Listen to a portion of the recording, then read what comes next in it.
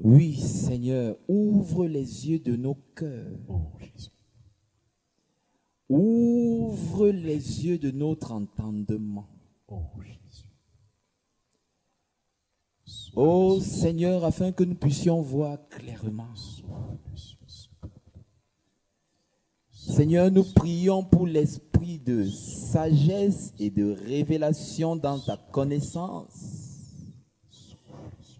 Illumine les yeux de notre cœur pour que nous sachions quelle est l'espérance qui s'attache à ton appel et quelle est envers nous qui croyons l'infinie grandeur de ta gloire, de ta puissance, se manifestant avec efficacité par la vertu de ta force. Père céleste, tu l'as déployé en Christ en le ressuscitant d'entre les morts et en le faisant asseoir à ta droite dans les lieux célestes au-dessus de toute domination, au-dessus de toute autorité, au-dessus de toute principauté, au-dessus de tout pouvoir, au-dessus de tout nom qui se peut nommer, dans le siècle présent et dans le siècle à venir. Et tu as mis tout sous ses pieds et tu l'as donné pour chef suprême à l'Église, la plénitude de son corps, celui qui remplit tout en tous. Remplis, Seigneur, ton peuple par ta parole.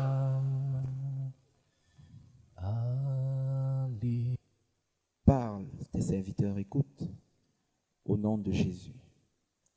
Amen. Nous allons nous asseoir tout doucement dans la présence du Seigneur.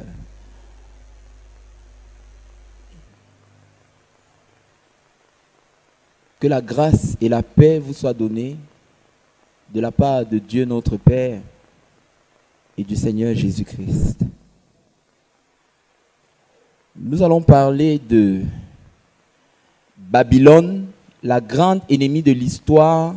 Nous parlerons de Babylone, la grande ennemie de l'histoire de l'humanité et de l'Église. Amen. Amen. Le Seigneur va te dire des choses aujourd'hui qui te surprendront peut-être, mais le Seigneur il est souverain dans sa manière de nous parler. Dieu ne nous parle pas pour nous dire les choses qu'on veut entendre. Dieu nous parle pour nous dire ce dont on a besoin d'entendre. Amen. Tout ce dont nous avons parlé tout au long de cette conférence, le nerf central, c'est cela que nous allons vous présenter ce soir par la grâce de Dieu. Et je t'encourage à être très attentif et à écouter le Saint-Esprit te parler. Parce qu'en réalité, le Seigneur va nous montrer d'où vient le problème dans l'Église aujourd'hui. Parce que pour traiter un problème, on ne traite pas un problème au niveau des effets. On traite un problème à la racine. Parce que si on traite au niveau des effets, tant que la racine n'est pas touchée, ça se reproduira. Donc, par la grâce de Dieu, le Saint-Esprit va nous permettre de voir la racine de ce qui fait réellement problème. Donc, Babylone, la grande ennemie de l'histoire de l'humanité et de l'Église. Donc, en grand 1, nous allons voir l'historique de Babylone. L'historique de Babylone. L'historique. Et d'emblée, nous allons définir d'abord sur le plan historique ce que Babylone signifie. Babylone, sur le plan historique, c'est une ville, la ville principale de la Mésopotamie antique. Il y avait des peuples qui étaient les peuples précurseurs des premières civilisations de l'humanité, à savoir les Sumériens et les Akkadiens. Et cette ville est située sur l'Euphrate, le fleuve, au sud-est de Bagdad, c'est-à-dire en Irak actuel. Babylone signifie la porte des dieux. La porte des dieux. Et c'était la capitale religieuse de la première grande civilisation de l'humanité. Et après la chute d'Adam et le déluge, Satan s'est beaucoup investi dans cette région du monde, qui est devenue d'ailleurs un grand centre d'idolâtrie et la source principale de toutes les pratiques païennes de l'histoire et de l'humanité. Ça, c'est sur le plan historique. Maintenant, sur le plan biblique, Babylone a d'abord été appelée Babel. Babel, ça veut dire, ou Babylone, Babylone est citée à près de 300 reprises dans la Bible. Et Babel ou Babylone, avec la définition biblique, signifie confusion par mélange. Confusion par mélange. Donc, quelqu'un va nous lire 2 Corinthiens, un frère va nous lire 2 Corinthiens, chapitre 2, verset 11. 2 Corinthiens, chapitre 2, verset 11. Et quelqu'un d'autre va lire. Et ensuite, tu vas lire 1 Jean, chapitre 5, verset 19 à 20. Vous avez dit 2 Corinthiens, chapitre 2 Corinthiens. C'est bien ça? Chapitre 2 Corinthiens 2, 11. Afin de ne pas laisser à Satan l'avantage sur vous, car nous n'ignorons pas ses desseins. Amen.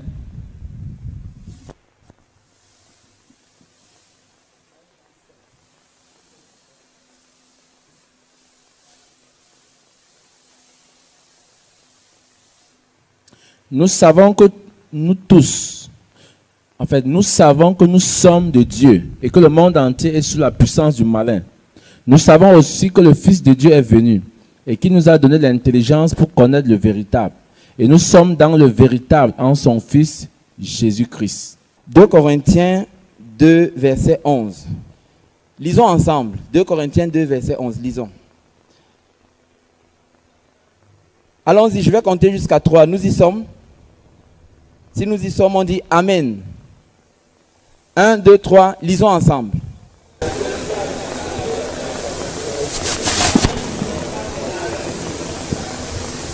Amen. L'apôtre Paul dit, afin de ne pas laisser à Satan l'avantage sur nous, car nous n'ignorons pas ses desseins. Si nous ignorons les desseins du diable, alors il a l'avantage sur nous. Le degré d'avantage que Satan peut avoir sur toi est proportionnel à ton degré d'ignorance par rapport à ses desseins.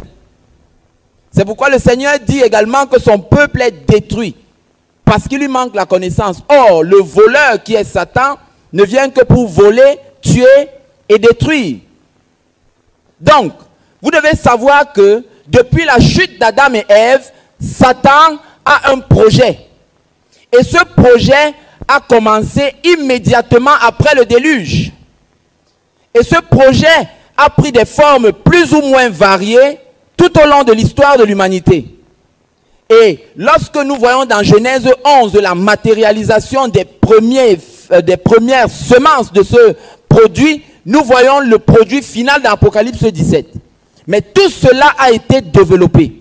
Et cette grande ennemie de l'histoire de l'humanité et de l'Église qui est appelée Babylone est le projet que Satan a eu depuis la chute d'Adam et Ève.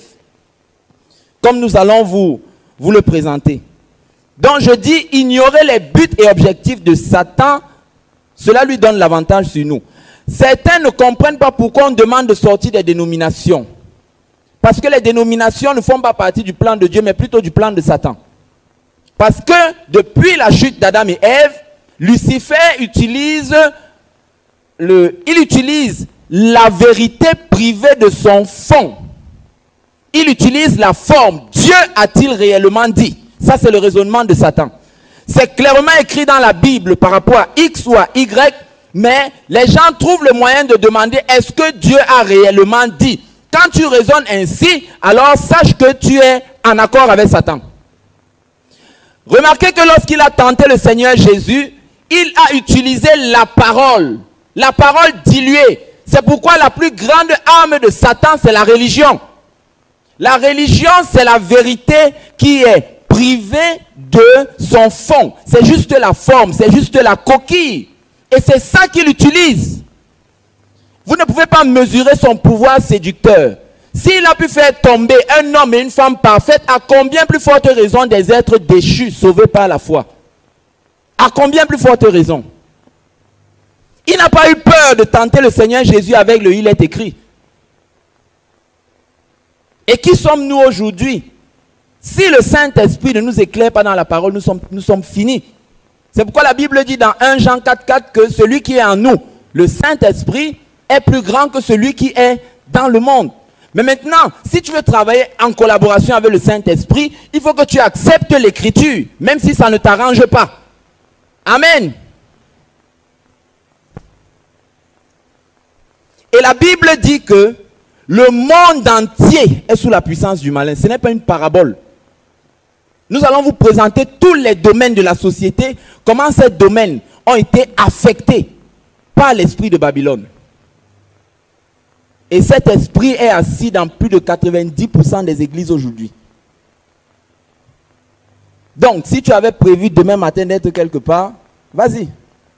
Il n'y a pas de problème. Nous sommes responsables de ce qu'on dit. Tu es responsable de ce que tu entends. Amen.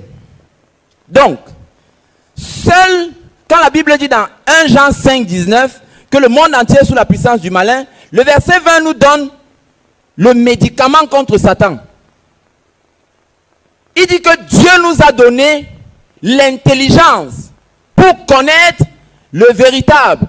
Nous sommes dans le véritable, dans son Fils Jésus-Christ. C'est lui qui est la vie éternelle. Donc, c'est la connaissance révélée de Jésus-Christ qui va te préserver des desseins de Satan. Sans la révélation de la parole, le peuple de Dieu est sans frein. C'est pourquoi nous avons dit avec ce message de réforme finale de l'Église que nous n'apportons pas une nouvelle doctrine. Le Saint-Esprit nous utilise simplement pour mettre en lumière des vérités qui pendant longtemps étaient restées silencieuses. Puisque vous constatez que ces choses sont écrites dans vos Bibles. Chaque fois que Dieu apporte l'esprit de réforme, il apporte une lumière nouvelle sur des textes anciens qui pendant longtemps sont restés silencieux. Dans Éphésiens 1, 17, la Bible parle de l'esprit de sagesse et de révélation. Maintenant, il y a un problème quand on a la révélation sans la sagesse. Lorsque Pierre a eu la révélation selon laquelle Jésus est le Christ, le Fils du Dieu vivant, il a pris la révélation, il a mis la sagesse de côté et dans la minute d'après, Satan l'a utilisé. Amen. C'est pourquoi quand Dieu donne la révélation, il donne la sagesse qui est l'application ou la capacité de mettre en pratique ce qui nous est demandé. C'est pour cela que je vais m'adresser particulièrement aux sœurs en Christ. Lorsque le Seigneur vous donne un message au sujet du vêtement et tout ça, il donne la révélation. Vous ne prenez pas la sagesse qui est la mise en pratique, Satan va vous reprendre. Amen. Les gens qui disent que je vais mettre ça en pratique après, si l'enlèvement a lieu entre temps, tu fais comment? Jésus a dit que ce n'est pas celui qui écoute sa parole. Il a dit c'est celui qui met en pratique. Le verbe écouter et le verbe mettre en pratique sont tous deux conjugués au présent. Il n'a pas dit celui qui écoute et qui mettra en pratique. Ça c'était dit pour la loi de Moïse. Mais dans Jacques 1 et dans Matthieu 7, Jésus dit celui qui entend ma parole et qui la met en pratique. Ça veut dire que Dieu te juge en fonction de ce qu'il t'a dit. La révélation doit être accompagnée avec la sagesse, c'est-à-dire la mise en pratique. Sinon, ça ne te sert à rien. Parce que Satan n'a pas peur de la révélation sans sagesse. Parce que la sagesse vient préserver la révélation. Et c'est ce que Pierre n'a pas compris. C'est pourquoi une minute, il dit, tu es le Christ, le Fils du Dieu vivant. La minute d'après, Jésus l'appelle Satan. Dis à ton voisin, tu dois faire preuve de sagesse maintenant. Et comment donc le projet babylonien s'est développé jusqu'à son aboutissement final. Nous allons faire avancer les images historiques. Ça, ce sont les éléments de la civilisation des Sumériens, des Akkadiens, qui étaient les prémices de la première grande civilisation de l'humanité, qui était la civilisation babylonienne. Il faut rester à côté, frère. Donc, nous avons là juste quelques éléments sur l'histoire. Je dis bien toutes les pratiques païennes, toutes les pratiques religieuses, il faut avancer, frère, sont parties de là. Écoutez, Jésus a dit que si ses disciples se taisent, qui va crier? Qui va crier? Qui va crier? Je ne vous entends pas. Qui va crier? Jésus parlait de l'archéologie. Que s'il arrive un moment où l'église se tait, les archéologues vont découvrir les pierres qui parlent en faveur de la Bible. Applaudis pour le Seigneur. Donc, la civilisation babylonienne n'est pas un mythe. L'histoire nous prouve que c'était la première civilisation. Cette civilisation-là a été bâtie. Satan a commencé par ce monsieur. Avant qu'on arrive à Nimrod, je vais juste expliquer, chers frères, que de même que le plus grand projet de Dieu est l'Église, Dieu a conçu son projet avant la création du monde. Avant la création d'Adam et Ève. Et Adam et Ève n'étaient en réalité que l'image de Christ et l'Église. De même, Satan a son plus grand projet qui est la grande Babylone. Et ce projet a été conçu après la chute d'Adam et Ève. Et Nimrod n'était en réalité qu'une image de l'Antéchrist. Est-ce que quelqu'un me suit? Est-ce que quelqu'un me suit? Nimrod n'était qu'une image lointaine de l'Antéchrist. Dieu préparait Christ et l'Église, Satan préparait l'Antéchrist et Babylone. Dieu a le vrai projet, Satan dispose de la contrefaçon du projet divin. Dieu établira sa domination pour l'éternité, Satan le sait très bien. Il sait qu'avec le Créateur, il n'y a pas match. Alors, il se donne un faux espoir avec Babylone parce qu'il sait quelle sera sa fin. C'est pourquoi quand le diable veut te rappeler ton passé, rappelle-lui son futur. Son futur, c'est quoi? L'enfer. S'il te rappelle ton passé, rappelle-lui son futur. Il sait très bien qu'il va y aller. Et vous allez constater que l'histoire de l'humanité est le cheminement de deux semences qui arriveront en maturité à la fin. Et nous sommes à la fin. Comment donc s'est développé le projet de Babylone? Dieu commence toujours ses projets sur terre par un homme. Satan fait de même. Satan a commencé le projet babylonien par Nimrod. Dans Genèse chapitre 11, verset 1 à 9, la Bible nous parle de ce projet. Nimrod, la Bible parle de lui dans Genèse 10, verset 8 à 10. Quand la Bible dit que c'était un vaillant chasseur devant l'Éternel, la traduction en français ne reflète pas clairement l'idée qui est donnée dans le texte hébreu. Dans le texte hébreu, la Bible dit que cet homme a défié l'autorité de Dieu. Il a défié l'autorité divine. Il a été le premier dictateur de l'histoire de l'humanité. Est-ce qu'on peut présenter d'autres images de Nimrod? Comme vous le voyez, il y a des pierres qui attestent qu'effectivement ce monsieur a existé. Et la Bible parle de lui. Et c'est lui que Satan a utilisé pour établir le projet pyramidal. Tout ce que les Illuminati accomplissent aujourd'hui là, Nimrod avait reçu tout ça. C'est pourquoi ils se sont transmis ces choses de génération en génération. Vous allez voir comment on quitte de la première civilisation pendant tout cet exposé. Nous allons arriver par la grâce de Dieu à notre époque. Et le Seigneur va ouvrir les yeux de plusieurs. Alléluia. Et les hommes ont commencé à bâtir cette tour. Dieu avait demandé à l'humanité d'aller. Nimrod dit, restons sur place.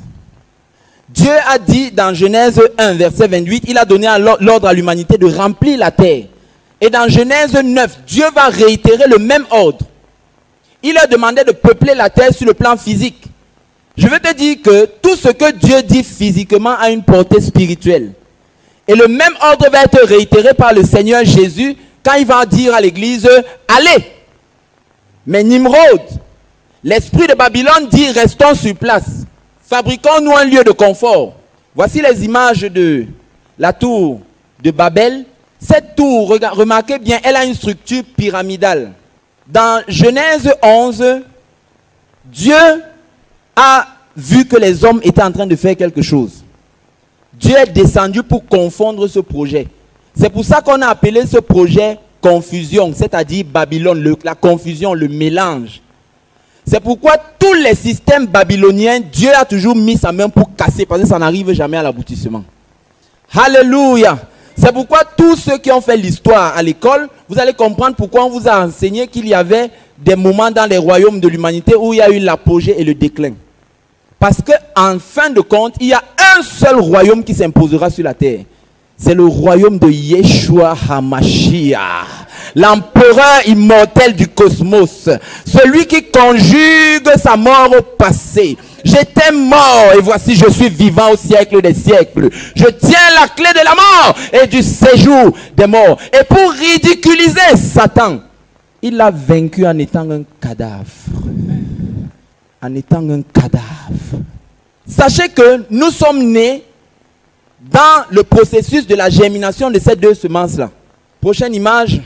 Donc, la fameuse tour de Babel, c'est l'icône de tout système pyramidal. Maintenant, ce système était physique par la forme de la tour, en même temps il est spirituel. Parce que le fonctionnement est également pyramidal. Donc, Satan ne va pas, quand Dieu va confondre les hommes avec la tour de Babel, Satan ne va pas renoncer à son projet.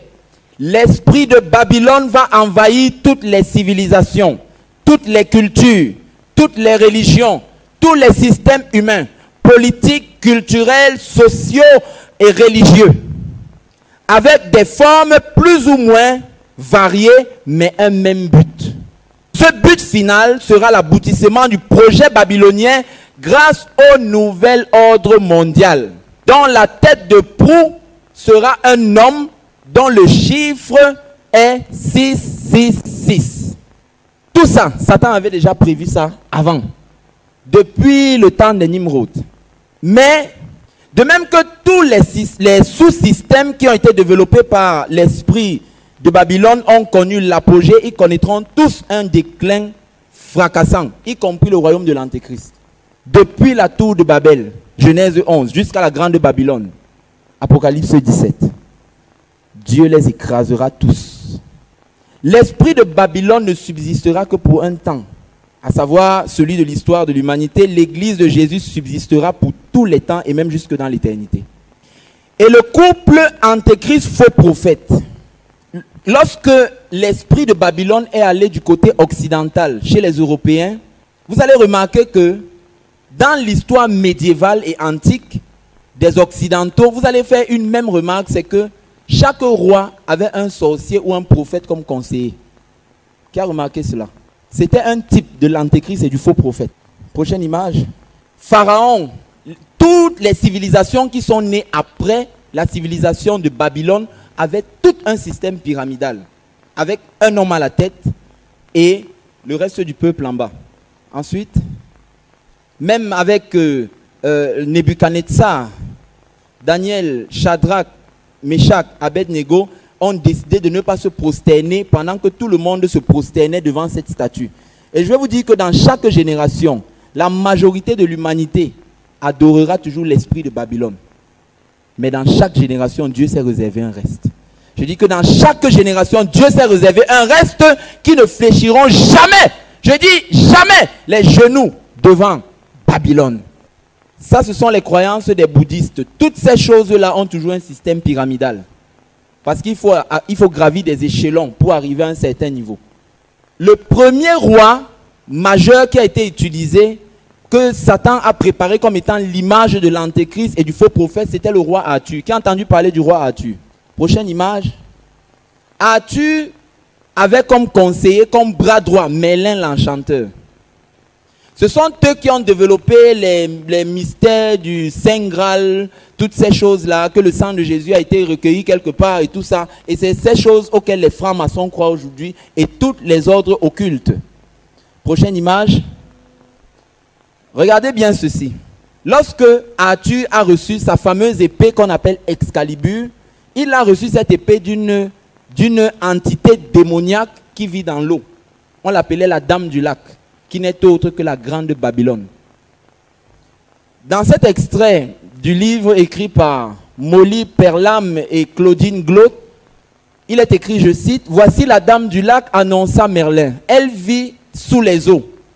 Dans un château plein de merveilles, parmi celles-ci, elle conserve pour toi cette épée qui s'appelle Excalibur. Elle a été forgée par un forgeron de l'autre monde dans la nuit des temps. Demande-la lui, elle te la donnera.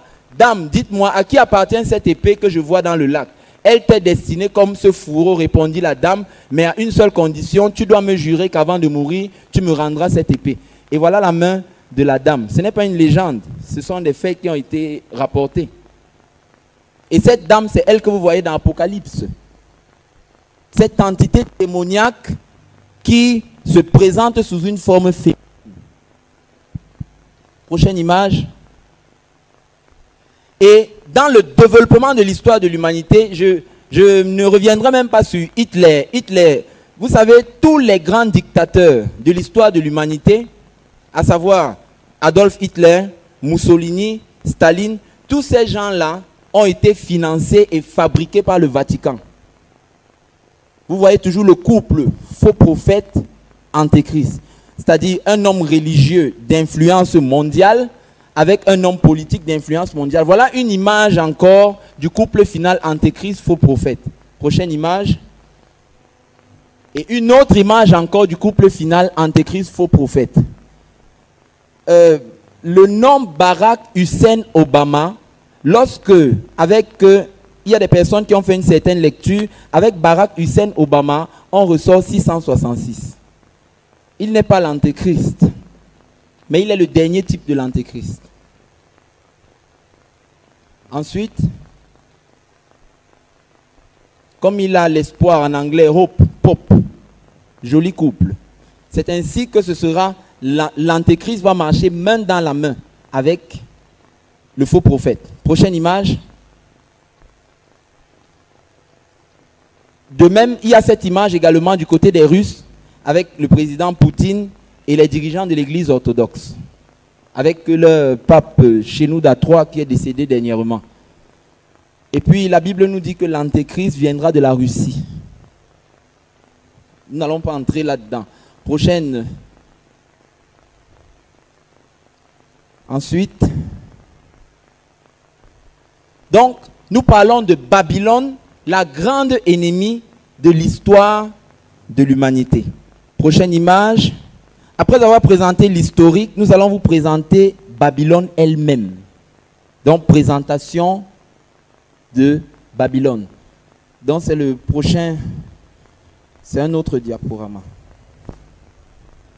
Présentation de Babylone. Deuxième grande partie, présentation de Babylone. Donc, nous allons présenter de manière générale, tout d'abord, le principe général de Babylone. Prochaine. Voilà. Présentation générale de Babylone.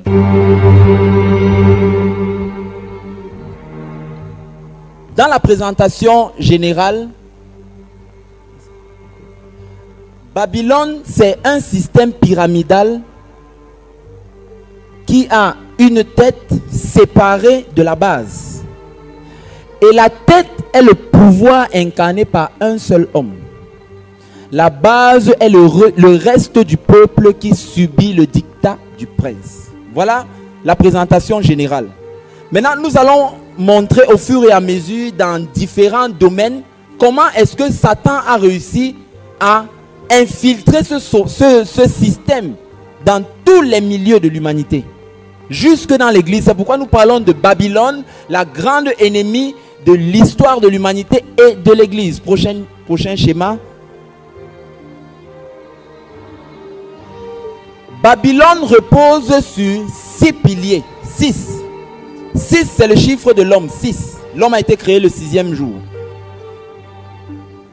Quand vous lisez Genèse 11, versets 1 à 4, vous allez voir attentivement que ces 6 piliers-là ressortent dans cette portion de l'écriture. Le premier pilier de tout système babylonien, c'est que au début, les hommes s'associent sous un chef. Un chef qui est omnipotent, excluant ainsi Dieu de leurs affaires. Le deuxième pilier de Babylone, on se regroupe sous un nom. Vous allez comprendre pourquoi les dénominations ne viennent pas de Dieu. Le troisième grand pilier de Babylone, on veut atteindre les sommets pour être connu et reconnu. Le quatrième grand pilier de Babylone, on se construit une maison mère qui va contrôler tout le système. Le cinquième grand pilier de Babylone, le projet repose sur la base des ressources et capacités humaines. Et le sixième grand pilier de Babylone, le projet repose sur le bitume des partenariats humains extérieurs qui nous apporteront leur aide pour bâtir ce projet. Comment nous ressortons cela dans Genèse 11, versets 1 à 4? La Bible dit que les hommes, Dieu a vu que les hommes se sont rassemblés, ils parlaient tous un seul même langage. Ils ont exclu Dieu de leurs affaires. Ils se sont regroupés sous un nom. Ils ont dit, faisons-nous un nom. Faisons-nous un nom. Et ils voulaient bâtir une tour dont le sommet toucherait le ciel. Troisième pilier, on veut atteindre les sommets pour être connu et reconnu. Quatrièmement, on se construit une maison mère qui va contrôler tout le système. C'est-à-dire, faisons-nous un lieu de confort. Alors que Dieu est en train de demander d'aller, de ne pas se bâtir un lieu de confort sur terre, d'aller, de remplir le monde. Ensuite, le projet repose sur la base des ressources et capacités humaines. Ils ont bâti ce projet, mes amis, avec de la brique. La brique, contrairement aux pierres, la brique est fabriquée par l'homme. Les pierres sont fabriquées par le Dieu de la nature. Alléluia. L'église n'est pas bâtie avec les briques, mais tout système babylonien est bâti avec des briques, c'est-à-dire le fruit ou le produit de l'humanité. Et le projet repose sur le bitume. Le bitume, la Bible dit qu'ils ont utilisé le bitume comme ciment. Le bitume a quelle couleur? Le bitume a quelle couleur? Ça représente le fait que tout ce qu'on essaye de faire sans Dieu, même si on s'associe aux yeux de Dieu, c'est les ténèbres. Prochaine image. Lors de la présentation politique, sur le plan politique, comment est-ce que Satan a investi le milieu des hommes? Lorsque, avec le philosophe, prochaine image, Thomas Hobbes, qui a entendu parler de Thomas Hobbes, que ceux qui font le bac profitent pour réviser. Alléluia. On rentre encore en arrière. Thomas Hobbes, lors de la question sur la société, on se demande quelle est l'origine de la société. Il y a deux origines qui ont été proposées. Thomas Hobbes propose que les hommes, la majorité de l'humanité, remettent leur liberté entre les mains d'un seul qui va les diriger. Et il a appelé celui-là le Léviathan. Or, quand vous lisez votre Bible dans Ésaïe 27, verset 1, la Bible nous parle du Léviathan comme étant une entité démoniaque qui vit dans les eaux. Et cette entité démoniaque travaille directement en collaboration avec l'entité démoniaque qui est appelée Babylone. Babylone, c'est la femme de l'Antéchrist, l'épouse spirituelle de Satan. Tout comme l'Église est l'épouse spirituelle de Jésus-Christ. Et toutes les nations du monde ont copié ce système. C'est pour cela que Dieu ne voulait pas qu'Israël ait un roi humain à leur tête.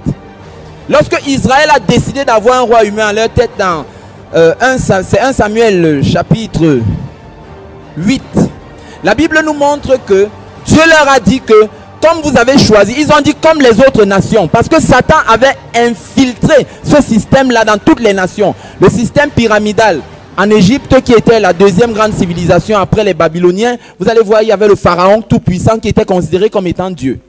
Chez les Grecs, chez les Romains, l'empereur César était toujours considéré comme étant Dieu. Et tout le reste était à la base. Puisque nous savons que la démocratie, Demos Kratos, est venue d'où? De chez les Grecs. Et le reste du peuple, la société où les gouvernés subissent le dictat du prince. Prochaine image. Sur le plan politique aujourd'hui, le système de Babylone est incarné par la plus grande puissance. Chaque grande puissance mondiale a été pleinement moulée dans ce système. Les États-Unis sont considérés comme étant la grande Babylone sur le plan politico-économique. Lorsque vous lisez Apocalypse 17, versets 9 à 11, la grande Babylone, sur le plan économique, elle se réfère aux États-Unis à la fin des temps. Sur le plan religieux, elle se réfère à la ville de Rome. Les États-Unis, seuls gendarmes du monde, le reste du monde à leurs pieds. Prochaine image. New York, quand vous lisez Apocalypse 17, verset 18, la Bible dit, la femme que tu as vue, c'est la grande ville. Donc Babylone peut être visualisée sous plusieurs angles. La grande ville qui a autorité sur les rois de la terre. Et vous voyez quand on décrit Babylone, elle a les cornes, elle a une coupe à la main, elle ressemble étrangement à la statue de la liberté qui a été offerte par un franc-maçon français aux Américains. Et elle porte sur son... À ce niveau-ci, il y a les noms d'abominations là, comme c'est écrit dans le livre d'Apocalypse. Prochaine image. Et la configuration finale de ce système, c'est le nouvel ordre mondial, Novo Ordo Seclorum, où les Illuminati, qui sont les seuls éclairés, qui sont la tête, et le reste du monde, les non éclairés, sont la base. Et d'après le schéma d'Apocalypse 17, versets 16 à 17, il y aura très bientôt, mes amis, une confédération de 10 États-régions qui sera officialisée. C'est pourquoi on nous parle du monde comme étant un village planétaire. Et il n'y a pas de village sans chef. Tout ça, c'est pour préparer le terrain à l'Antéchrist. Prochaine image. C'est pourquoi lorsque vous regardez le billet du dollar américain, il y a un président américain, lorsqu'il est venu, il a modifié quelque chose sur le billet de dollar américain. Il a mis un œil là-dessus. Cet œil représente les Illuminati. Et ils sont arrivés au pouvoir aux États-Unis avec les Bush, père et fils, et avec Barack Obama, qui est le plus gradé des Illuminati. Après lui, ce n'est que l'Antéchrist. Et vous voyez le logo des Illuminati et du nouvel ordre mondial sur le billet du dollar américain. Et vous voyez, on a écrit là, Novos Ordo Seclorum, nouvel ordre mondial. Et quand vous voyez cette illumination là, ça veut dire ils sont illuminés, ils sont illuminés tout le reste du monde qui est sous le bas de cette pyramide. Vous voyez comment Satan a conçu ça depuis avec Nimrod, pendant des millénaires et des millénaires. Et aujourd'hui, les choses sont en train de s'accélérer. Et nous sommes rentrés dans la dernière ligne droite. Prochaine image. Donc c'est pourquoi vous voyez au sommet de la pyramide, ils ont appelé cela l'œil d'Horus, le grand architecte de l'univers. C'est un autre nom qui a été donné à Satan. Prochaine image. Le logo de l'ordre mondial noir en 1979. Prochaine image. Ça c'est l'extrait d'un clip du groupe américain Spice Girls. Prochaine image. L'Antéchrist. Donc voici la configuration finale. Tout ce système qui avait été bâti par Nimrod verra son accomplissement et son apogée, sa matérialisation finale avec l'avènement de l'Antéchrist qui sera le seul maître du monde. La Bible dit que tous les autres vont lui remettre leur pouvoir. Les États du monde seront bientôt des régions du monde. C'est pourquoi vous voyez maintenant les passeports régionaux où maintenant tu peux quitter d'un pays à un autre comme si tu es dans ton propre pays. Et le reste du monde sera à ses pieds. Vous pouvez lire cela dans Apocalypse 13, versets 3 à 4. Apocalypse 13, toujours verset 13 et le verset 15. La Bible dit que le monde entier, si tu rates l'enlèvement, tu seras là. Mais si tu acceptes de prendre la marque de la bête, on ne sait jamais. Dis à ton voisin, on ne sait jamais. Donc au cas où, parce que quand on parle de l'enlèvement, les gens croient que ce sont les choses qui auront lieu dans 100 ans. Nous sommes dans la période de l'enlèvement, si vous ne le savez pas. Nous pouvons connaître la période, mais nous ne pouvons pas connaître le jour ni l'heure. Comme une femme enceinte, quand tous les signes sont déjà manifestes, On sait qu'elle peut accoucher à tout moment. Nous sommes dans la période du retour du Seigneur. C'est pourquoi le Seigneur parle de réforme finale. Et nous avons dit dès le départ de cette conférence que sans la réforme, il ne peut pas avoir enlèvement. Tout comme Jésus, son corps physique avait été déformé, il a été reformé par le Saint-Esprit avant que Jésus soit enlevé. Il en est de même pour son corps spirituel qui avait été déformé. Le Seigneur est en train de le reformer. Et dès qu'il est reformé, il n'a plus beaucoup de temps à mettre sur terre. Alléluia. Si quelqu'un a des oreilles pour entendre, qu'il entende. Prochaine image. Maintenant, je vais vous présenter le système babylonien sur le plan socio-culturel. Sur le plan socio-culturel, il y a certains d'entre vous qui ne vont plus faire certaines choses après qu'on va présenter ces choses-là. Sur le plan socio-culturel, vous allez remarquer que le système babylonien s'est également infiltré. Le même principe s'applique. Il y a une star à la tête, elle est assoiffée de pouvoir et de gloire, et à ses pieds, il y a ses fanatiques, ses fidèles, ses adorateurs dévoués. Donc, la starmania et le culte médiatique de la personnalité est une autre manifestation de l'esprit de Babylone. Et dans Matthieu 4, versets 9 à 10, Luc 4, versets 5 à 8, Satan a dit à Jésus que je donne la célébrité à qui je veux, parce qu'elle m'a été donnée. Prochaine image.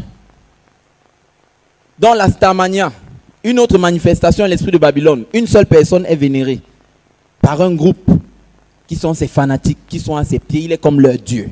Prochaine image. Et cela inclut le cinéma. Si tu es un fanatique d'un acteur, peut-être tu as échappé à Babylone sur le plan politique, mais Babylone te rattrape sur le plan socio-culturel. Si tu es un fanatique d'une star, alors tu es dans le système babylonien. Prochaine image. Si tu es fanatique d'une de ces stars, je ne veux même pas prononcer leur nom. La Bible dit que le nom des idoles ne doit pas être sur notre bouche. Si tu es fanatique de l'une de ces personnes, même celles qui ne sont pas là, Lady Ponce et tout ça, tu es dans le système babylonien. Si tu es même fanatique d'un chanteur chrétien, tu es dans le système babylonien. Prochaine image. Voici ceux qui... Rentrons. Ceux-ci ne se cachent même pas pour montrer que le système pyramidal. Je veux m'adresser aux jeunes gens. Continuez à suivre Trace TV. Vous êtes dans le système pyramidal. Continuez à suivre ces MTV, ces choses-là. Vous êtes dans le système pyramidal. Et eux, ils savent, parce que ce sont également des Illuminati. Et les gens suivent aveuglément. Prochaine image.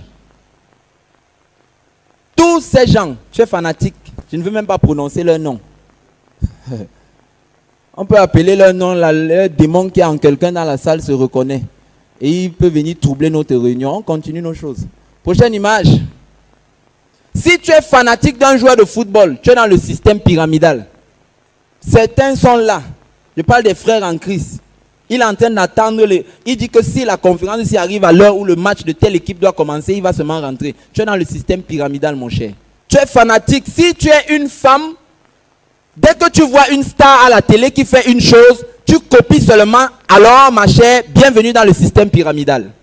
Coiffure Rihanna, ce sont les petites amies de Satan. Et c'est elles que vous admirez. Admirez toujours. Vous savez, la grande Babylone, si elle se tient ici, elle est très jolie. Hein? La Bible dit que quand Jean l'a vue, Jean dit qu'il a été séduit. Il a été séduit. Parce que son pouvoir séducteur est très fort. Mais celui qui était en Jean est plus fort que celui qui était en elle. Il y a certains qui disent que il y a quoi, moi, Dieu m'a donné la mission pour aller évangéliser les prostituées, alors que tu n'as jamais évangélisé même le voisin du quartier. Tu vas aller, c'est toi qu'on va évangéliser là-bas. Ne voyez pas ce qui brille là. Il y a les démons dedans plein. C'est le tombeau. Le tombeau est très propre à l'extérieur. À l'intérieur, c'est pourri des. Amen. Ça. Toutes ces choses. Prochaine image. Tu es fanatique d'une célébrité, d'une star, que voilà mon préféré. Tu es dans le système pyramidal. Parce que c'est ton idole et tu es à ses pieds. Prochaine image. Les fanatiques de ces gens-là, c'est que vous êtes dans le système pyramidal. parle en langue, crache le feu, chasse les démons, rababote, si tu veux, mais tu es dans le système pyramidal et si l'enlèvement a lieu, tu vas rester. Parce que vous êtes à leurs pieds. On sait très bien qu'ils n'ont pas donné leur vie à Jésus. On sait. On sait. On connaît l'arbre par ses fruits. Prochaine image. Cristiano Ronaldo, 40 buts en une saison. Hey, ma star, est-ce qu'il va marquer ce soir? Système pyramidal. Dieu aussi est en train de me parler. Oh. Parce que j'aime la Liga. Quelqu'un disait que le Seigneur nous aide. Car Babylone veut toucher le ciel sans l'aide de Dieu. Voilà le principe de Babylone. Elle propose la gloire à l'homme sans la croix.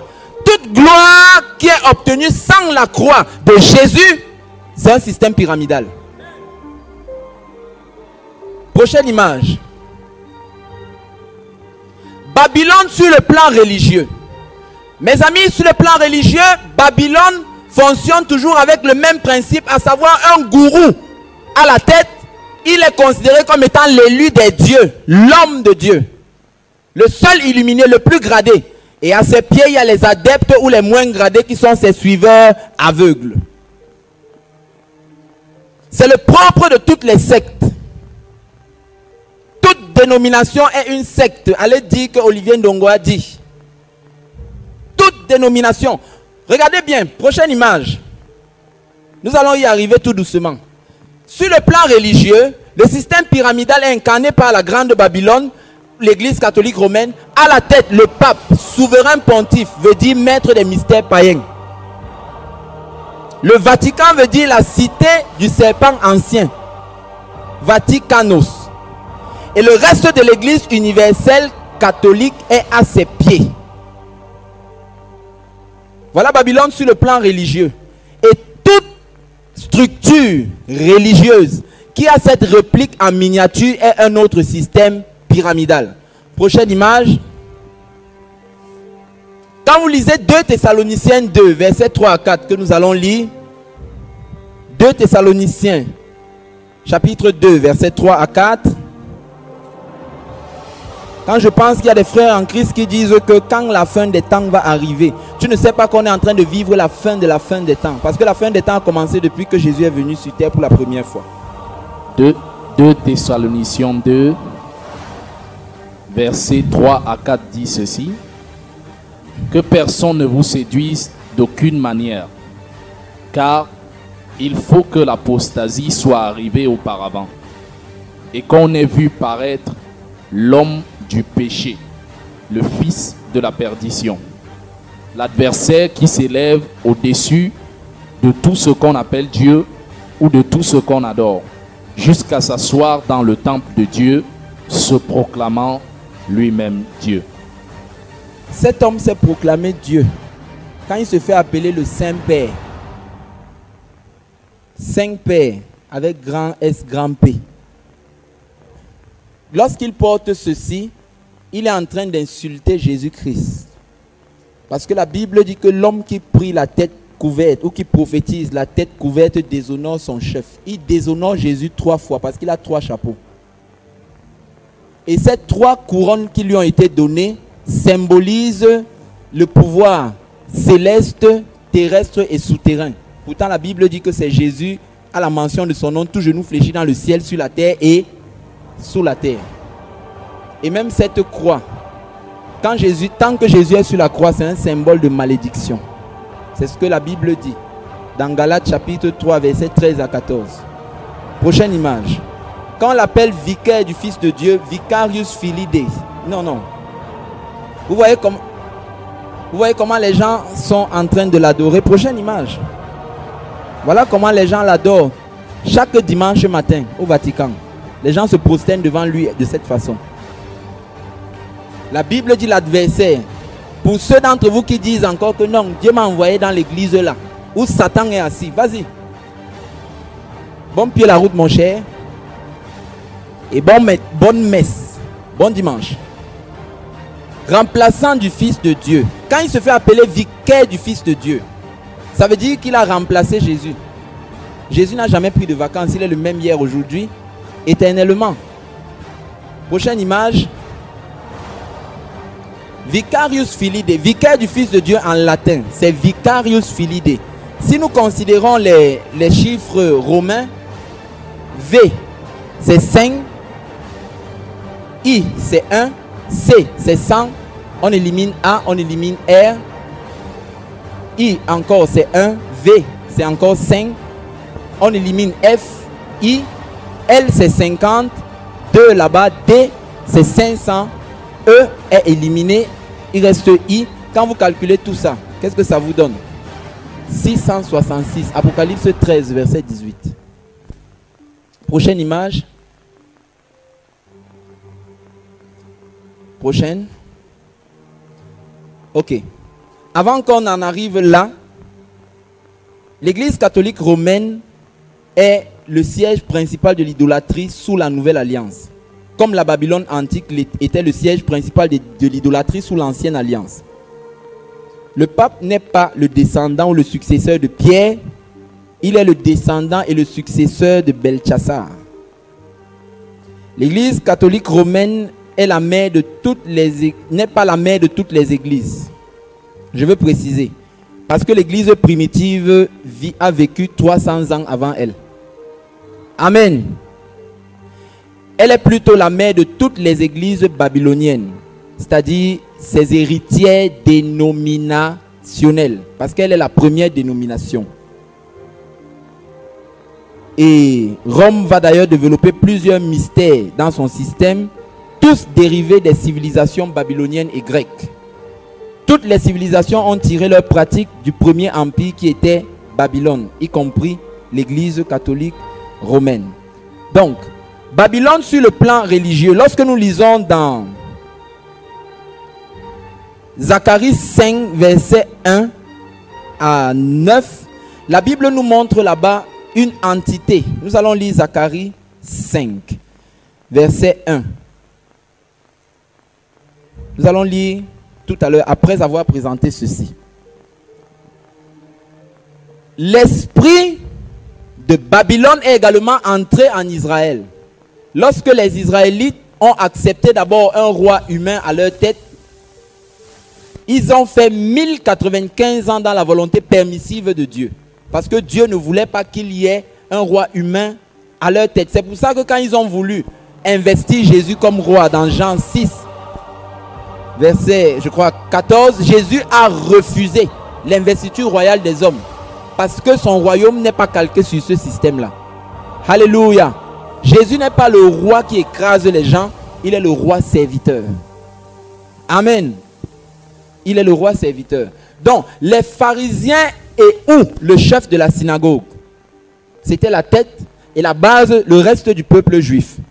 Ça, c'était le système religieux au 1er siècle. Quand vous lisez Matthieu 23, verset 1 à 36, Jésus est résolument contre ce système. Il le dit clairement. Lorsque vous voyez dans une assemblée où il y a déjà les chaises des bishops, les chaises des pasteurs, les chaises du reste du peuple, bienvenue dans Babylone. Vous ne répondez pas, hein? L'autre là, on ne dit pas amen. Prochaine image. Le système de Babylone sur le plan religieux a pour but de couronner un seul homme à la tête. Et tous ceux qui sont en bas là, ils sont à ses pieds. Il est leur couverture spirituelle, entre guillemets. Comme si Jésus a cessé d'être la tête de l'église. L'église n'a pas deux têtes. Il n'y a qu'un monstre qui a deux têtes. L'église a une seule tête, c'est Jésus-Christ. Amen. Donc c'est la bâtisse d'un empire ecclésiastique avec un dirigeant super charismatique à la tête. Prochaine image. Le système pyramidal sur le plan religieux. À la tête, fondateur ou porteur de vision, l'homme de Dieu, entre guillemets. Et en bas, le reste du peuple, ses brebis. Eux, ils sont les enfants de Dieu. Lui, il est l'homme de Dieu. Lui n'est pas enfant de Dieu, il est l'homme de Dieu. Alléluia. Il est. Et les autres sont les. Wonderful.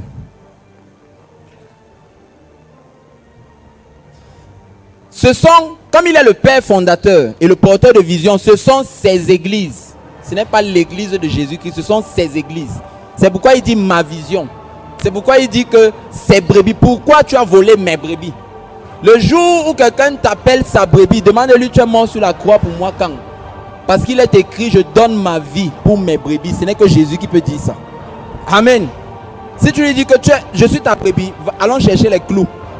Je te crucifie maintenant. Tu meurs pour moi, alors je deviens ta brebis. Alléluia. Ce sont les spectateurs. On vient l'acclamer chaque dimanche. On vient, il est l'acteur principal, les autres sont les spectateurs. Personne ne peut prophétiser si ce n'est lui. Personne ne peut imposer les mains à quelqu'un si ce n'est lui. S'il ne transmet pas son onction, ce n'est pas l'onction de Jésus, c'est son onction. S'il ne transmet pas ça à quelqu'un, alors personne n'est mandaté pour imposer les mains. Il y a quelqu'un qui a voulu apporter le système pyramidal en Israël au temps de Moïse. Moïse, comprenez très bien, Moïse n'a jamais été dans le système pyramidal parce qu'il y a quelqu'un qui est en train de se poser la question. Mais n'est-ce pas Moïse était à la tête, le peuple était en bas? Jamais. Va bien relire ta Bible. Moïse, Dieu a enlevé le système pyramidal dans la pensée de Moïse pendant 40 ans. Jusqu'à ce que Moïse devienne humble, il n'était plus rien. C'est là que Dieu dit, voilà l'homme que je veux utiliser. Et quand Moïse est établi par Dieu au devant du peuple d'Israël, ce n'est pas dans un système pyramidal parce que Dieu ne se contredit pas. C'est pourquoi Dieu va susciter 70 anciens qui vont s'occuper du peuple d'Israël. Maintenant, il y a un problème qui s'est posé un jour, c'est que quelqu'un est venu dire à Moïse que tonton Moïse, il y a quelqu'un là-bas dehors au camp qui est en train de prophétiser. Moïse lui a dit que tu es jaloux pour moi. Moïse lui a dit que si ça ne dépend que de moi, que le peuple de Dieu soit fait seulement de prophètes. Amen.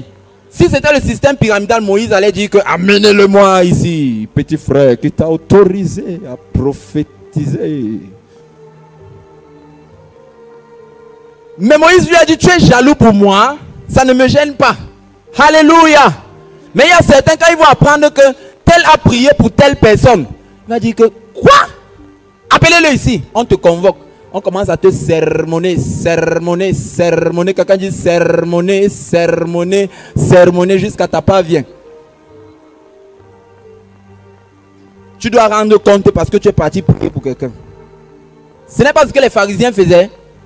Vous-même dites-moi, c'est pas ce qu'ils faisaient. Ils n'ont jamais réussi à guérir même le mal de tête à la mouche. Jamais. Maintenant, quand avec ce système-ci, les gens sont au pied du surintendant, ces choses-là ne sont pas dans la Bible. Amen. Le jour où il vient dans le pays où vous êtes, où ces églises sont représentées, tout le monde se rassemble à ses pieds pour venir écouter l'homme de Dieu. Et quand il entre, il est avec ses 18 gardes du corps. Tente de tousser même à côté. On va te couder l'œil gauche. Prochaine image. Babylone sur le plan religieux. Le clergé ou le corps pastoral. Le reste, mon frère. Le clergé ou le corps pastoral à la tête. Le reste du peuple. Or, la Bible dit dans Ephésiens 4:4 qu'il y a combien de corps de Christ? Il y a combien? Bon, s'il y a le corps pastoral, le reste là, c'est le corps de qui? C'est le corps mentoral. Le reste du peuple est laïque. Cette doctrine, si le Seigneur Jésus n'aime pas ça, il hait cette doctrine. Quand vous lisez Apocalypse 2, Jésus a dit, je hais la doctrine des Nicolaïtes. Les Nicolaïtes veut dire celui qui domine le peuple. Les Nicolaïtes, c'est eux qui ont apporté la doctrine du cléricalisme, selon laquelle il y a certains qui doivent servir Dieu, qui sont élevés, les autres sont en bas. Et il faut les écraser. C'est ceux qui dirigent là, qui sont les patrons. Jésus a dit qu'il hait cette doctrine-là. Quand les disciples ont voulu demander que qui sera le chef parmi nous, Jésus a dit que les nations les tyrannisent. Mais il ne faut pas qu'il en soit ainsi parmi vous. Parce que celui qui veut être le plus grand doit servir les autres. Parce que le Fils de l'homme est venu non pour être servi, mais pour servir et donner sa vie comme la rançon pour plusieurs.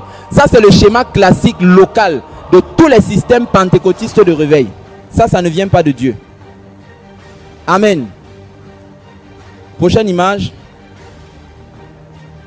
Schéma classique local des églises pentecôtistes et de réveil. papa et maman pasto à la tête. Ici, là, à la frontière, ici, là, c'est la famille. Le cousin joue à la batterie. Le cousin du cousin joue au piano. Celui qui garde la caisse, c'est le frère de la soeur du neveu de maman. Et ici, à côté, donc ici, là, c'est la famille. Parce que la famille joue comme la barrière de protection pour ceux-ci, là. Et ils sont entre eux qui se partagent les bénéfices de l'entreprise. Ceux-ci viennent seulement donner, donner, donner. Or, ils ne savent pas qu'il y a plus de bonheur à donner que de recevoir, recevoir, recevoir, recevoir. Quelqu'un peut-il applaudir pour le Seigneur? C'est le schéma classique. Et vous allez remarquer que parfois, le monsieur-ci est un peu spirituel. Mais sur 90% des cas, celle-ci est très charnelle. Et c'est elle qui commande. Quand elle entre, elle met le sac comme chantou. Elle marche. Où il y a quoi sur la main si haut? Elle marche. Dès qu'ils arrivent, vous vous levez. Les autorités sont entrées. Ils s'asseyent. Comme vous n'avez pas chaud, les ventilateurs sont braqués sur eux. Comme vous ne respirez pas le même air. Et ils doivent marcher sur le tapis. Toi, tu dois marcher sur le sol. Ce schéma ne vient pas de Dieu. Amen. Nous sommes la voix des Jean-Baptiste qui crient dans le désert que toute route qui a été tordue soit reformée. Que toute route qui a été déviée soit redressée. Afin de préparer au Seigneur un peuple bien disposé pour son second avènement. Sinon, vous tous qui faites vos spectacles là les dimanches matin, Jésus va revenir, vous allez continuer à faire le spectacle. Prochaine image. Donc, après avoir présenté donc Babylone, quand on dit maintenant Babylone, quelqu'un sait maintenant de quoi il s'agit, n'est-ce pas?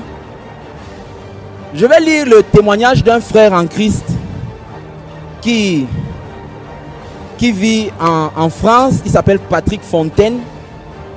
Il a écrit un livre sur Babylone également. Le Seigneur l'avait enlevé en vision. Et quand le Seigneur a enlevé le frère en vision, le Seigneur lui a dit, je vais te montrer Babylone. Il est allé en esprit dans une grande ville. Il a vu beaucoup d'églises là-bas dedans. À sa grande surprise, il était pasteur, il a vu son église là-bas. Et quand il est revenu, il dit qu'il a été secoué par le Seigneur parce qu'on lui a dit un seul message là-bas. On lui a parlé de la réforme de l'église. Je connais Patrick Fontaine. Il me connaît. On ne se connaît pas. Mais on a reçu curieusement le même message. Alléluia. Et quand le Seigneur l'a ramené, il a détruit tout ce système-là pour se conformer à ce qui est écrit dans le livre des Actes des Apôtres. Amen. Il y a quelque temps également, le Seigneur m'a fait voir en esprit Babylone. J'ai vu la tour de Nimrod que nous vous avons présentée là. J'ai vu cela, c'était cassé un peu en haut. Et une porte s'est ouverte, on m'a demandé d'entrer. Je suis entré. Là-dedans, j'ai vu 3 esprits, 3 démons de haut rang qui sont assignés par Satan sur la terre pour multiplier les églises babyloniennes. Il y avait le démon de mort. Ce n'est pas la première fois que je le vois. Je l'ai reconnu là-bas, mais lui ne parlait pas. Il y a un démon particulièrement qui parlait beaucoup. Le démon là était en train de rire. Il disait merci d'envoyer les âmes dans le trou du pentecôtisme. Il riait. Et le Seigneur m'a mis à la porte. C'est comme s'il fallait que j'ouvre la porte pour que les gens sortent. Mais malheureusement, là-bas dedans, il y avait beaucoup de portes à l'intérieur. Malheureusement, c'est à peine 2 ou 3 personnes qui sont sorties. Dans cette vision que le Seigneur m'a montrée. Je dis à peine 2 ou 3 personnes qui sont sorties. Et après, on m'a donné un bâton. On m'a demandé de piquer ça sur l'esprit là, étant à l'intérieur. Donc j'étais comme à l'intérieur, à la porte là. Et je retenais la porte comme on retient l'ascenseur pour que les gens puissent sortir. Donc il y avait les portes là-bas, mais les gens restaient à l'intérieur. Maintenant, quand je piquais l'esprit qui riait là, qui disait que merci d'envoyer les âmes dans le trou du pentecôtisme, je vous dis que ça ne le chatouillait même pas. Ça ne le chatouillait même pas. Je me suis réveillé, j'ai dit au Seigneur, qu'est-ce que ça signifie? Le Seigneur m'a dit, je voulais te donner la leçon que tu as dit à mon peuple. S'il reste dans ces systèmes-là, on ne combat pas un système en étant à l'intérieur du système. Il faut sortir. Amen. Il faut sortir. Donc, Les plus grandes œuvres de l'esprit de Babylone. Prochaine image. L'œcuménisme. L'œcuménisme, c'est tout simplement l'association de toutes les églises et mouvements religieux sous un seul chef qui n'est autre que le faux prophète. Les gens pensent qu'on est en train de parler pour parler. J'ai 2 documents ici devant moi où le pape Benoît XVI a signé un document le 6 juillet 2009. Ce document est appelé Veritate Caritas, ça veut dire la charité dans la vérité. Dans ce document, il est en train d'appeler le monde entier à se soumettre à une seule autorité qui ne tiendra pas compte des frontières des pays, qui ne tiendra pas compte des régions, qui ne tiendra pas compte des races. Et il est en train de proposer une réforme du système économique mondial. C'est pourquoi vous allez comprendre pourquoi dans l'Apocalypse, la Bible dit que la deuxième bête qui est le faux prophète fera en sorte que les gens acceptent un nouveau système économique. Et dans c'est une encyclopédie, hein. Là-dedans, il demande la révision de la constitution de l'ONU. Il est en train d'appeler l'Antéchrist. Et je vous dis, l'Antéchrist est déjà là. Il attend une seule chose, c'est que je m'en aille. Je vais partir seul. Il attend quoi? Que nous nous en allions. Parce que c'est toi qui le retiens encore.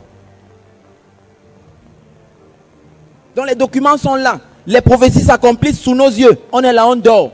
On te prêche prospérité terrestre. Tu ne sais pas qu'on est en train de te voiler les yeux pour que tu restes. Jésus, si vous ne trouvez pas curieux, Jésus a dit que ne vous amassez pas les trésors sur la terre. Mais certains gens viennent vous prêcher de la part de Dieu que Dieu va te bénir. Ils ne font que vous prêcher les choses de la terre, les choses de la terre, les choses de la terre. Paul a dit que de telles personnes dans Philippiens 3, versets 18 à 20, que leur fin sera la perdition, l'enfer. Qui ne pensent qu'aux choses de la terre. Quelle est la dernière fois qu'on t'a parlé du ciel? Quelle est la dernière fois qu'on t'a parlé de l'enfer? Quelle est la dernière fois qu'on t'a prêché sur le péché? Quelle est la dernière fois que tu t'es mise à genoux pour demander pardon à Dieu? Tous les jours, tu t'habilles bien les dimanches pour aller dans les tombeaux. Quand tu rentres là-bas, qu'est-ce qui a changé dans ta vie? Tu pars seulement pour transpirer, pour rentrer, c'est tout? Qu'est-ce qui a changé? Le Seigneur nous interpelle, mes amis. Soit tu passes par la dure épreuve de la réforme finale, soit tu passeras par la dure épreuve, la cruelle épreuve de la grande tribulation. Donc, les principales œuvres du système babylonien sur le plan religieux, c'est l'œcuménisme. Prochaine image, toutes les religions, c'est pour ça que toutes les églises qui ont pris les autorisations officielles, très bientôt, vous serez contrôlés. Le faux prophète ou la seconde bête dont la blessure mortelle a été guérie, il est déjà là. Si le faux prophète est là, l'antéchrist n'est pas loin. La papauté n'a jamais connu un rayonnement aussi élevé qu'avec celui-ci. Le retour de la papauté au premier rang, au premier plan à la fin des temps. À un moment donné, Rome n'avait plus trop d'influence sur le monde. Mais maintenant, la blessure mortelle de la bête a été guérie. Prochaine image. Les parrains évangéliques du mouvement œcuménique.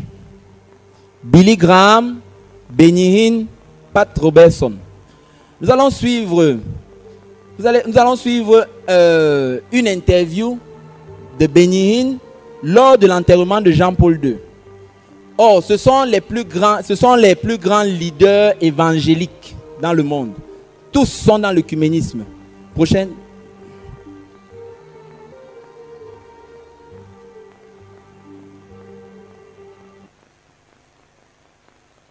Vous allez écouter ce qu'un grand prédicateur, entre guillemets, dit au sujet du pape.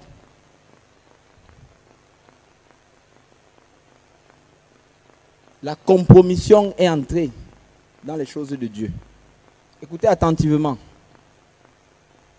Ça, c'est la mouvance, ce sont les leaders de la mouvance pentecôtiste.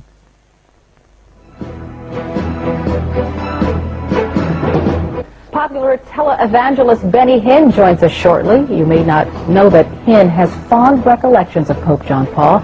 Benny Hinn live from Rome. Un grand ami du pape. Live to Vatican City and televangelist Benny Hinn. Good morning, Benny. On l'a interviewé. Good morning. when you see so Hello, many, Carol. hello, thank you for joining us. When you see so many standing in line for 7, 8 hours, what are these people searching for? On lui demande qu'est-ce que les gens Well, cherchent they're là-bas searching for au answers. deuil de People Jean-Paul are II. very hungry for God. Il dit que les gens l'ont très faim And de this is Dieu. a very moving moment for me. I just attended a Il dit que special c'est un service, a moment memorial très service émouvant here in the pour lui. Vatican. I was moved to tears. Il dit qu'il as était I ému saw jusqu'à ce qu'il a people, pleuré. hungry for God. Parce qu'il a vu les gens là-bas And qui this avaient is a faim de very, Dieu. very special day in the Il dit que history c'est un of jour Christianity, spécial dans l'histoire where du you see christianisme, the l'enterrement de hunger for Jean-Paul II. God so intense.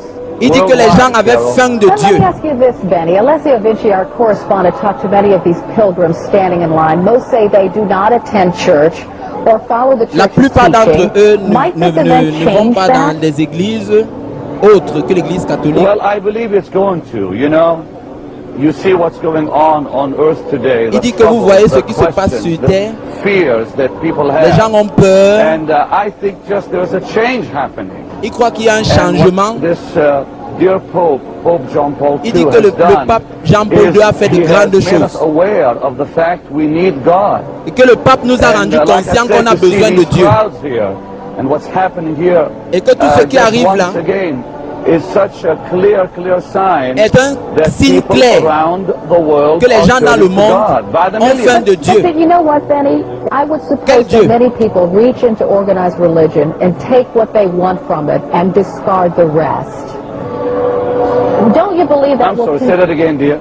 They sort of like belong to an organized religion, but they sort of pick out the pieces they want to follow and they throw the Il dit rest qu'elle demande away. ce qu'il y a les Don't gens they qui still do choisissent ce that? qu'ils veulent croire. Qu'est-ce que lui il a dit par rapport à ça? Well, of course they still do. I mean, you're going to always have that. But please understand, Il dit comprenez. we are living in a day that we've never seen like dit before. qu'on I vit was just dans in, une période qu'on n'a in jamais vue Bangalore, avant. India. I had 7 million people show up Il dit to qu'il my a vu meetings. 7 millions de I think I personnes qui see sont that venues à ces happen. réunions Or in the d'évangélisation. Philippines, 3.5 La plupart sont million. catholiques.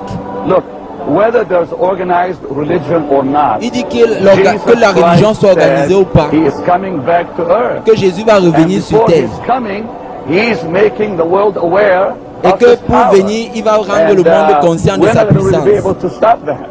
Il dit qu'on ne peut pas Benny, arrêter ça. will you be in the special mass tomorrow Babylone, in the c'est le funeral mélange service at all? du vrai avec le faux. Parce que tout ce qu'il dit, c'est No, il y a le ma'am, vrai I et le was faux. invited to attend the special memorial Il dit service qu'il that était was held this content morning, parce qu'il était le seul but I will not prédicateur be in the évangélique special qu'on a service invité tomorrow. au I'll be here, Jean-Paul II. but, qui avait I'm lieu just so glad I came to this morning's meeting, just to honor the memory of service, this great pope comment on dit, that has really touched quand il n'y my a pas life beaucoup as de well gens. as millions.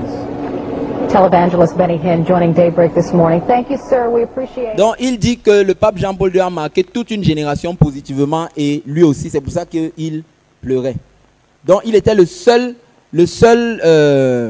prédicateur évangélique ou pentecôtiste qui a été invité là-bas parce qu'il marche main dans la main avec le pape Jean-Paul II. Prochaine image, nous venons ici. Tous les efforts que Martin Luther a fait pour séparer les chrétiens du mouvement catholique, Benny Hinn et Billy Graham ont annulé cela. Ils ont annulé cela comment? Ok. Ils ont annulé cela comment? Même Pat Robertson, c'est lui qui présente souvent le Seven Club là. Vous voyez l'insigne qu'il fait? Ce sont des francs-maçons. Je ne vais pas donner plus de détails que ça. Prochaine image. Ces hommes, je dis bien, ils ont annulé les efforts de Martin Luther de séparer radicalement les chrétiens évangéliques du catholicisme par leurs ministères respectifs et compromis divers avec le Vatican. Parce que quand ils ont prêché dans certains endroits, les gens disaient qu'on fait comment, on quitte les églises catholiques. Ils disaient non, parce qu'ils avaient peur que le nombre de personnes à leur réunion d'évangélisation diminue. Et ils sont entrés dans le compromis. Et puisqu'ils sont considérés comme étant des leaders dans le corps de Christ, entre guillemets, toutes les églises, les églises et les écoles de théologie et tout ça ont été influencées par leur prise de position. Prochaine image. Qui a déjà vu ce drapeau? Lève la main. Il y a des églises qui ont ce drapeau, on dit que c'est le drapeau chrétien. Ça, c'est le drapeau qui réunit toutes les églises du mouvement œcuménique. Dans la Bible, il n'y a pas de drapeau chrétien. Toutes les églises qui ont ce mouvement, qui ont ce drapeau-ci là, sont déjà partenaires avec le mouvement œcuménique. Et le mouvement œcuménique aura pour seul chef le Vatican, très bientôt. Remarquez bien ce drapeau. Prochaine image. Ça, c'est la liste des églises au Cameroun qui sont membres du Conseil œcuménique mondial. Voilà le logo de ce Conseil œcuménique. Voilà les noms de ces communautés-là.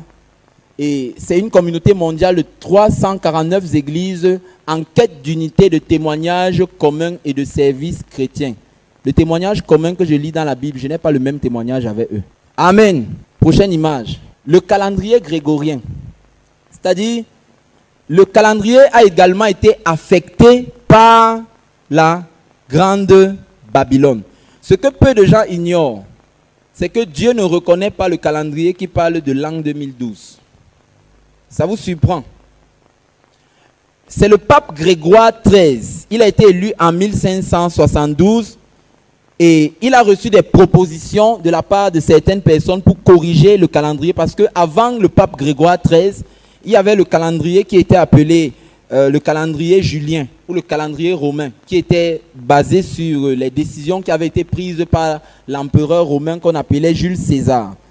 Et il a donc consulté, le pape Grégoire XIII a consulté Christophe Clavius et un certain Alonius Litius.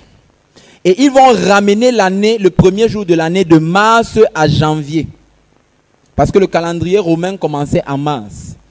Et Dionysius Exiguus, c'est lui qui va donc diviser les années pour constituer le calendrier actuel que nous avons, qui est appelé le calendrier grégorien, qui porte le nom du pape qui a demandé ce changement-là. Et il a donc divisé les années. Il a placé l'an 0 entre 1 avant que Jésus ne vienne sur terre et 1 après que Jésus ne vienne sur terre. Donc, d'après la division de Dionysius Exiguus, le calendrier grégorien, le premier millénaire, va de l'an 1 à l'an 1000. Et le deuxième millénaire va de l'an 1001 à l'an 2000. Le troisième millénaire va de l'an 1001, l'an 2001 jusqu'à l'an 3000. Donc, et pourquoi Dieu ne reconnaît pas ce calendrier? Déjà, le calendrier que nous utilisons actuellement dans le monde, vous savez, quand le Seigneur a parlé par l'apôtre Pierre dans Acte 3, versets 20 à 21, qui est le texte directeur de cette conférence, le Seigneur a parlé du temps du rétablissement de quoi? Toutes choses. Ça veut dire Dieu restaure également son calendrier. Amen. Amen. Le mois de janvier là, ça vient de Janus qui est le Dieu des commencements avec petit d. Quand vous voyez petit Dieu avec petit d là, sachez que c'est un démon qui se cache derrière. Février, Fébrua, c'est le festival romain des purifications. Purification de quoi? Car moi j'ai été purifié par le sang de Jésus. Mars, Marsus, c'est le Dieu du printemps. Avril, Aprilis, c'est Aphrodite, la déesse de l'amour et de la beauté. Mai, Maya, c'est la déesse de la fertilité. Et juin, c'est Junius, la reine des dieux. Juillet, c'est Julius, Jules César. Août, septembre, octobre, novembre, décembre, ça veut dire respectivement 6e, 7e, 8e, 9e et 10e mois. Donc, d'après, comment est-ce que le calendrier grégorien a fait pour s'établir?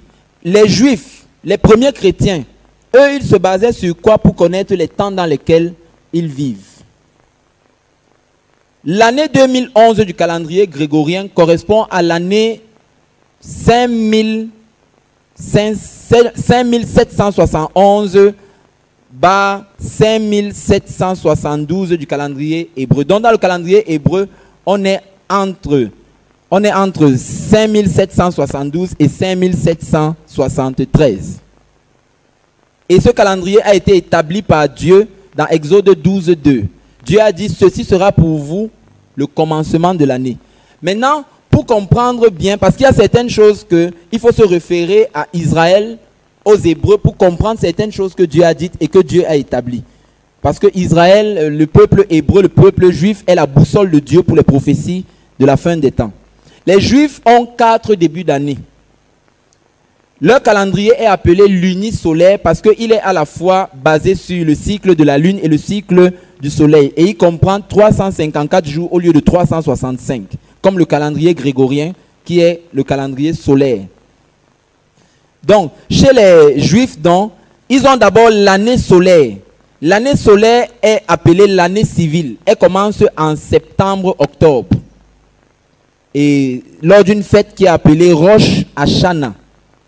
Et cette fête-là, cette date-là ont été le produit du travail du patriarche Hillel II, qui était un docteur de la Torah, qui a fait ces travaux-là. Et d'après Hillel, l'année solaire qui commence en septembre-octobre en Israël correspond à la création du monde dans Genèse 1:5. Et l'année lunaire qui est Rosh Chodatim correspond au mois de mars-avril. Cette année correspond à la sortie des enfants d'Israël d'Égypte. C'est ça qui est dans Exode 12:2 où le Seigneur a dit que voici le premier mois de l'année pour vous. En réalité, ça c'est le début de l'année officielle en Israël. Et pendant cette période-là, cette période marquait le nouveau départ lorsque les enfants d'Israël sont sortis d'Égypte.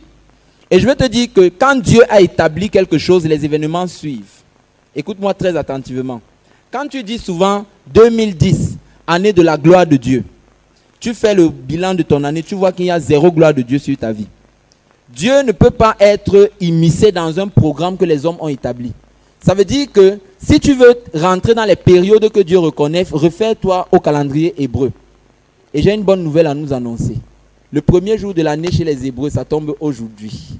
24 mars. Dis à quelqu'un bonne année. Dis à quelqu'un bonne année.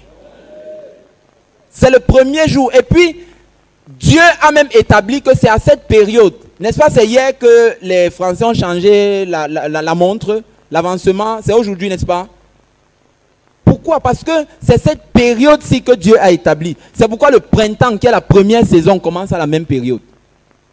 Maintenant, quand tu dis, Dieu, voici mon année de ceci, mon année de cela, quand Dieu ne reconnaît pas cela, tu vas beau faire les déclarations prophétiques, tu ne verras aucun résultat. Donc, le commencement de l'année pour le Seigneur se réfère au calendrier des Hébreux. Donc, Dieu restaure ce calendrier-là. Maintenant, nous n'allons pas modifier, nous n'allons pas jeter les calendriers 2012 que nous avons. Parce que ces calendriers nous servent tout simplement de point de repère pour nos activités quotidiennes. C'est tout. Amen. Les Juifs, au temps de Jésus, les premiers chrétiens ne se conformaient pas au calendrier romain. Ils suivaient le calendrier des Hébreux. Maintenant, nous ne sommes pas tenus de respecter leurs impositions que voici le début d'année, voici la fin d'année. Parce qu'en réalité, il faut se référer au calendrier hébreu. Et pour ceux qui veulent plus de détails, il y a le journal qui est disponible là derrière. Nous avons fait tout un exposé de 2 pages là-dessus, avec tous les détails. C'est à Moïse que Dieu a révélé le calendrier. Quand c'est Moïse qui a écrit Genèse. Vous voyez dans Genèse, Dieu dit là-bas le 7e jour, le mois de tel. Dieu a révélé le calendrier à Moïse. Donc, et le docteur qu'on appelle docteur Hillel, le docteur de la Torah, il a travaillé là-dessus et c'est lui qui a ressorti que nous sommes à l'année 5772, qui correspond au calendrier grégorien à l'année 2012. Amen. Amen. Ok. L'avant-dernière phase, nous allons présenter le contraste entre Babylone et l'Église véritable. Le contraste entre Babylone et l'Église véritable. Vous savez, plus une Église s'éloigne de la Bible, plus elle se rapproche du modèle babylonien. Prochaine image. Babylone est bâtie avec des briques. Les briques, c'est le travail de l'homme. C'est pourquoi les briques sont très fragiles. Qui a remarqué cela? Mais la Bible nous dit que nous sommes des pierres vivantes. La pierre n'est pas fabriquée par l'homme, elle est fabriquée par la nature. Et derrière la nature, il y a Dieu qui travaille. L'église est bâtie avec des pierres vivantes. Et comment savoir que tu bâtis avec les pierres vivantes? C'est lorsque tu t'appuies sur ce qui est dans la Bible. Lorsque tu ne t'appuies pas sur ce qui est dans la Bible et tu dis que tu fais l'œuvre de Dieu, tu es en train de bâtir avec les briques. C'est pourquoi ça ne tiendra pas. Prochaine image. Quand Dieu veut déverser son onction dans la majorité des assemblées, ce ne sont que des ossements desséchés. C'est pourquoi il n'y a jamais eu de réveil dans une dénomination lorsqu'on étudie l'histoire de l'église. Jamais. Et Un autre contraste entre Babylone et l'église véritable. Babylone veut dire la porte des idoles aussi. Quand Jésus dit « Je bâtirai mon église » dans Matthieu 16, 18, et les portes du séjour des morts ne prévaudront point, Jésus pense aux portes de Babylone quand il le dit. Amen. Amen. Babylone veut dire confusion par mélange. Or, écoutez bien, l'église c'est ecclésia, c'est-à-dire ceux qui ont été appelés hors d'eux. Maintenant, Babylone ne te dit pas de sortir hors de Babylone, te fait entrer dans. Donc, Babylone fait le contraire. Babylone dit aux gens d'entrer dans un système. Jésus dit aux gens de sortir d'un système. Amen. L'église veut dire appeler hors d'eux. Babylone dit entrer. Restons sur place. Jésus dit à l'église, allez et faites de toutes les nations des disciples. Babylone dit, restons sur place. Bâtissons-nous un lieu de confort. Et quand il n'y a plus l'espace, on casse les murs, on agrandit. L'église est bâtie sur la parole de Dieu. Babylone est bâtie sur les parodies humaines. L'église est bâtie sur la vérité. Babylone est bâtie sur les traditions. Alléluia. Alléluia. Donc, prochaine image. Le système des méga-churches. Ça, c'est Babylone visible. Les églises, vous voyez des foules là, incomptables là, avec une superstar au milieu. Prochaine image. Et il y a des gens qui développent des techniques par rapport à ces choses. Comment faire pour... Jésus n'a pas dit d'aller faire de toutes les nations des membres d'un milieu ou d'une congrégation, mais des disciples. Dans un tel milieu, tu ne peux pas savoir qui est disciple, qui ne l'est pas. Alors que dans une maison, c'est possible. Prochaine image. Prochaine. Et nous croyons, tout le monde croit aujourd'hui que le modèle d'église, c'est ça. Ça, c'est Babylone visible. Prochaine. Où des temples sont bâtis à la gloire d'un seul homme, comme Nimrod voulait le faire dès le départ. Prochaine. Jésus est supérieur à la religion. Prochaine image. Dernier point avant que nous ne concluions. Sortie de Babylone maintenant.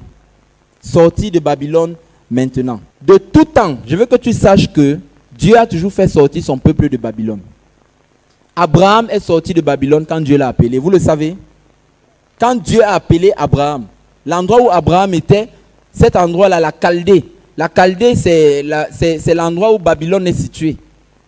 Dieu a fait sortir Abraham de Babylone. Moïse est sorti de la fille de Babylone, qui était l'Égypte. Israël est sorti de la fille de Babylone, qui était l'Égypte. Les Juifs sont sortis de l'exil babylonien, même comme ils sont encore retournés dans un autre Babylone avec les synagogues. Saul de Tarse est sorti du système babylonien des pharisiens. Les premiers disciples sont sortis du système babylonien des synagogues. Les premiers réformateurs sont sortis du système babylonien de l'Église catholique romaine. Les derniers disciples sont appelés à sortir du système issu de Babylone. Tu vas noter les versets suivants, tu vas lire à la maison, parlant de la sortie de Babylone. Jérémie 51, tu vas lire tout le chapitre. Esdras 6, verset 5. Ésaïe 14, où on parle du jugement du maître de Babylone, qui est clairement identifié là-bas par Satan. Ésaïe 48, verset 20. Apocalypse 18, verset 4. Et maintenant, si quelqu'un pose la question, si je sors, je vais aller où? Tu peux lire Luc 8, 38. La Bible nous dit que quand Jésus est sorti de la synagogue où on voulait le tuer, il est entré dans une maison. Amen. Et dans Acte 18, 7, quand on a voulu massacrer Paul dans une synagogue, il est sorti, il est entré dans une maison.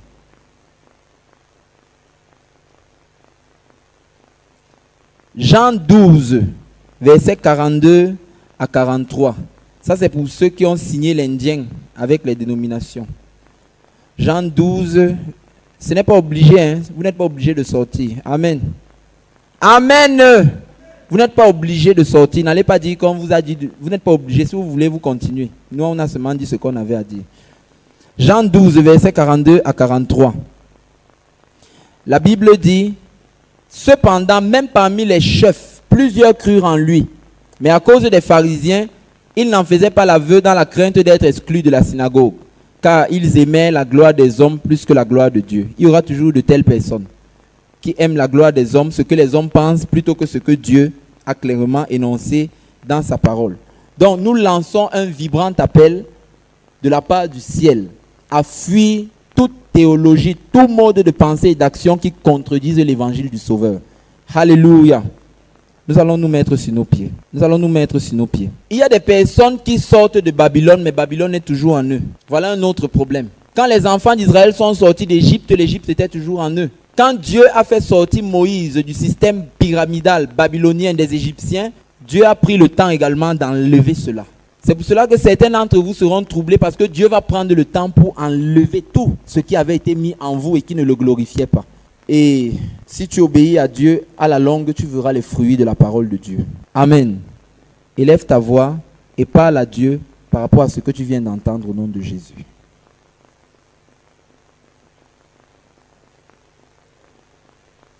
Cri de ton peuple, tu écoutes la prière de ton peuple.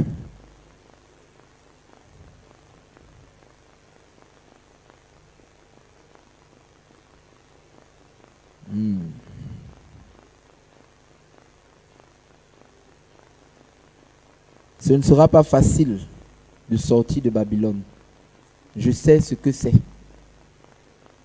Mais c'est possible. C'est possible. C'est possible. Tout est possible à celui qui croit. Au nom de Jésus-Christ. Amen.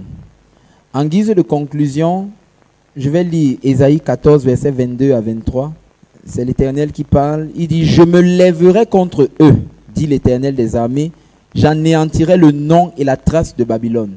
Ses descendants et sa postérité, dit l'Éternel. » Verset 23. « J'en ferai le gîte du hérisson avec un marécage, et je la balancerai avec le balai de la destruction, dit l'Éternel des armées. » Si quelqu'un a des oreilles, qu'il entende ce que le Saint-Esprit dit aux églises. Au nom de Jésus-Christ. Amen.